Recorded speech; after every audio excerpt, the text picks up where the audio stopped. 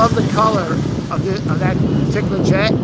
You can see the tail number. If you want to look it up, you can find out what kind of jet it is if you don't know offhand. And you can see where it came from. I've done that before. Airporttracker.com, I believe, is the site. All right, welcome, guys. We got 5 people watching now. Pretty cool for me. I'm new at this, so we got one taking off.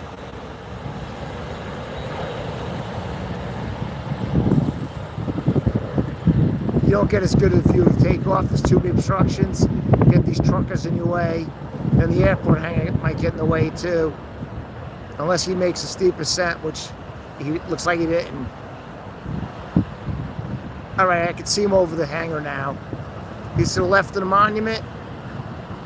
Now he is right above the monument. All right, we can't get much more of a view. I'm gonna pan back.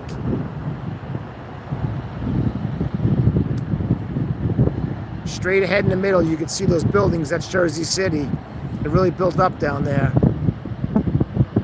Got the Freedom Tower in the middle. All right, back to the view of New York.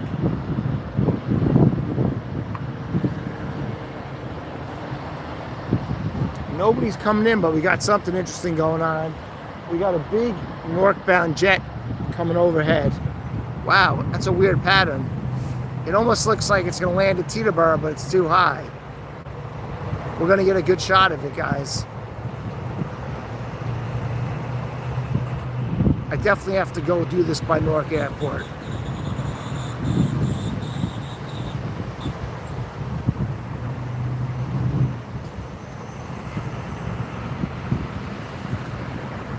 That is really strange. They never land.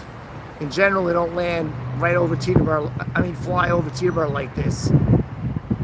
It's like right in line with the Teterboro runway. Pretty big one. Looks like a 737. I'm not sure though. I'm definitely not an expert.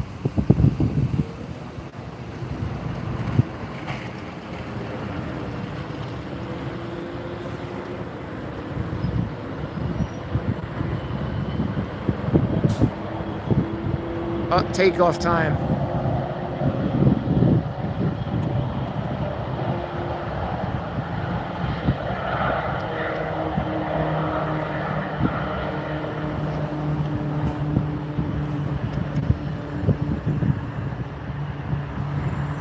Wow, that guy made a really gradual takeoff.